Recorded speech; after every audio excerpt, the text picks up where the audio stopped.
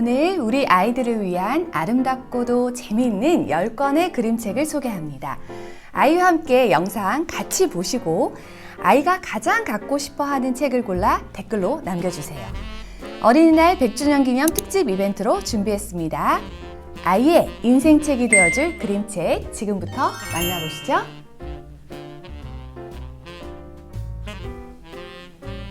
여러분 혹시 알고 계신가요? 올해가 어린이날 제정 100주년이 되는 해입니다. 아동문학가 방정환 선생님과 색동아이가 주축이 돼서 5월 1일을 어린이날로 제정했다가 이후 현재의 날로 변경이 됐죠.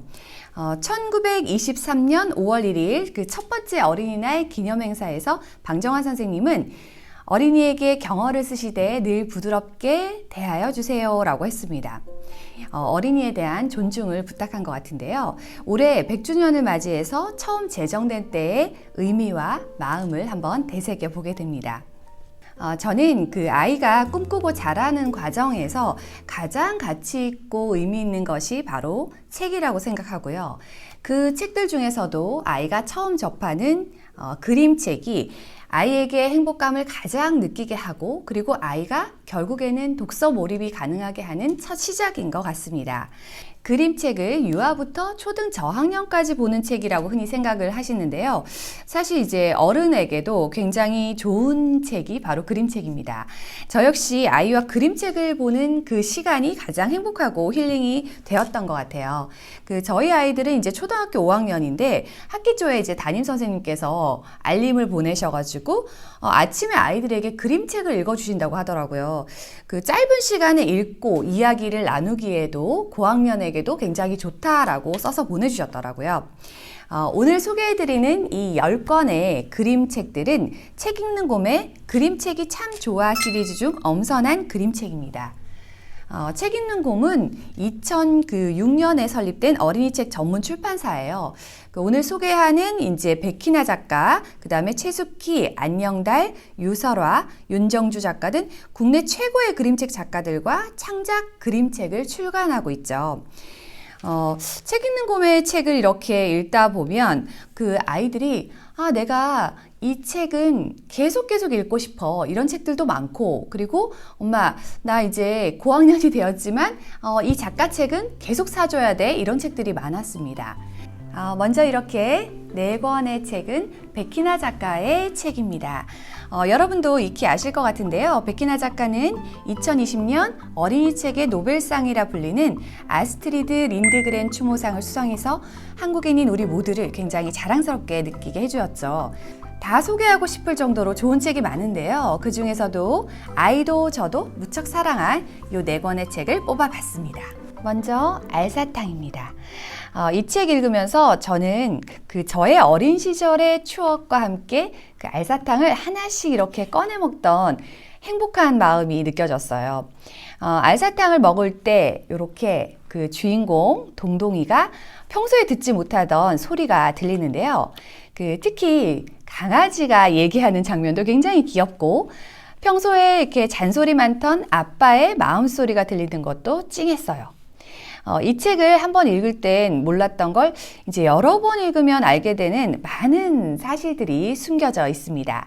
그 진실을 알고 나면 좀 슬프기도 한데 그냥 이렇게 한번 보면 재밌고 그 위트 넘치는 그런 느낌이죠. 이 책은 읽을 때마다 굉장히 느낌이 달라서 여러 번 아이와 함께 읽어보시면 좋습니다. 두 번째 책은 달샤베트입니다. 무척 더운 한여름에 달이 이렇게 녹아내리는 걸 받아서 할머니가 샤베트를 만들어요. 아파트에서 전기를 이제 너무 많이 써서 정전이 되고 캄캄한 가운데 그 반장 할머니 집에서 나오는 불빛을 보고 이웃들이 찾아가서 할머니는 샤베트를 나눠주게 되죠. 샤베트를 먹은 이웃들은 굉장히 시원해지고 선풍기나 에어컨 없이도 행복한 잠을 자는 그런 이야기예요. 아주 기발하고도 아름다운 내용에 그 시사적인 의미도 담겨 있는데요. 이 책은 특히 아이들에게 잠자기 전에 그 잠자리 독서로 읽어주시면 좋을 것 같습니다. 장수탕 성녀님은 인물의 표정이랑 동작이 정말 이제 기발해서 진짜 많이 웃기도 하고 또 아이에게 저희 어린 시절 이 공중 목욕탕 어땠는지 많은 얘기를 들려주기도 한 책인데요. 이 책 읽고 아이가 물놀이를 더 좋아하게 되었고 또 할머니에 대한 생각도 많이 하게 됐어요. 요런 이야기책이 아이가 굉장히 흥미가 있다, 재밌다, 그리고 요 표정들이 정말 기발하다, 요런 얘기들을 많이 했는데 이 책을 좋아한다면 이제 이상한 엄마와 이상한 손님 함께 또 읽어보시면 더 좋을 것 같습니다. 자, 다음은 백희나 작가의 최신작이자 대작이죠. 연희와 버들도령입니다. 1년 넘게 노력을 들여서 제작을 했다고 해요. 메이킹 영상을 보면서 한 컷 한 컷 얼마나 정성이 들여졌는지 저도 실로 감탄을 하게 됐던 책입니다. 이 책은 우리의 옛 이야기인 연희와 버들도령을 재해석해낸 책인데요.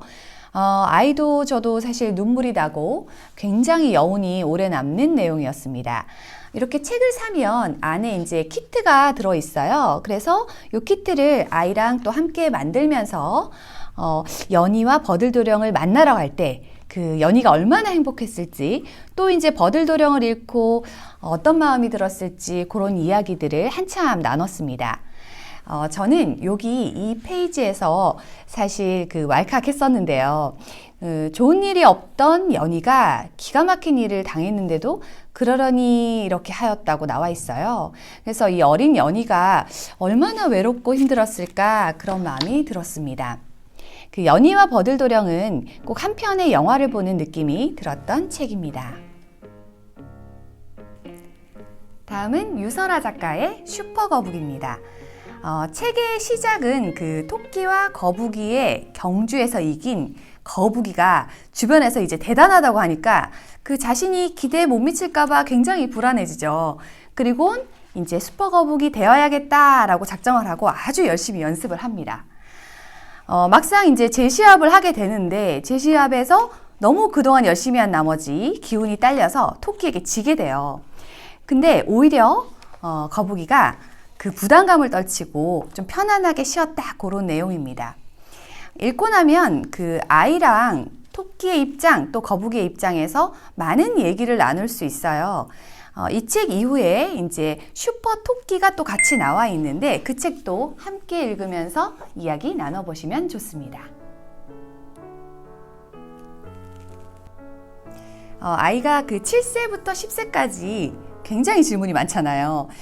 안녕달 작가의 왜냐면은 아이가 무수히 물어보는 왜라는 질문에 엄마가 지혜롭고도 유쾌하게 답하는 내용들로 하나의 시나리오로 쭉 이어집니다. 왜에 대한 답에 꼬리에 꼬리를 물어 이야기를 이렇게 이어나가는 동안 아이의 상상력이랑 창의력이 엄청 샘솟는 그런 책입니다. 아이의 왜 힘들어했던 우리 엄마들에게 추천하는 책인데요. 이 책을 보고 참고하셔서 아이의 왜라는 질문에 좀 정성껏 답을 해주시면 아이의 창의력에도 좋고 그리고 상상력, 호기심에도 굉장히 유익할 거예요. 윤정주 작가의 이 꽁꽁꽁은 아이가 매번 읽을 때마다 깔깔거리고 듣던 그런 책입니다. 처음에 뭐가 그렇게 재밌지? 라고 오해했었는데요. 아빠가 사온 아이스크림을 냉장고 안에 재료들이 아이스크림 케이크로 바꿔가는 재밌는 과정과 함께 마지막에 아이의 사실 기대를 충족시켜주는 결과가 좋았나 봐요. 그리고 이제 이 일러스트가 정말 귀엽고 재밌어서 음식 재료에 대한 관심과 또 소중함도 생기고 냉장고를 이제 자주 살펴보고 책에 나온 이야기들을 함께 했던 기억이 납니다. 꽁꽁꽁 이후에 꽁꽁꽁 피자 그리고 꽁꽁꽁 좀비도 이어서 나와 있으니까 함께 읽혀보시면 더 흥미진진하답니다. 한국인 최초로 한스 크리스티안 안데르센 상을 수상한 이수지 작가의 우로마는 아이의 재능과 또 집념 그리고 성취에 대해서 진지하고도 의미 있는 내용이 담겨 있는 그림책입니다. 아이가 자화상을 그리는데 몰두하고 고집을 부리고 하는 과정에서 아이를 키우면 이제 매번 느끼는 우리의 감정과 아이가 왜 이렇게 집착하고 고집을 피우는지 그 마음이 잘 담겨 있어서 굉장히 많은 생각을 했던 그런 책입니다. 여기 이제 주인공 우로가 버려진 캠퍼스를 다시 이제 결국 주워와서 끝끝내 이제 8번째 자화상을 잘 그려내고 마무리가 되는데요. 아이의 성장에 대한 부모의 기다림에 여러 가지 생각을 하게 된 책으로 그 초등 중학년뿐만 아니라 고학년 친구들에게도 좋을 그런 그림책입니다. 김영진 작가의 이상한 퇴근길은 아이들이 그 동물로 표현된 세상에 이제 다양한 사람들을 아빠의 눈을 통해서 만날 수 있어요. 여기 이렇게 이제 보면 그 사자가 나와요. 이 사자가 그 못된 직장 상사인 듯한 느낌이고, 그리고 이제 버스 안에 이렇게 코끼리들이 나오는데 그 코끼리는 우리가 이제 매일같이 버스나 지하철에서 만나는 사람들인 것 같아요.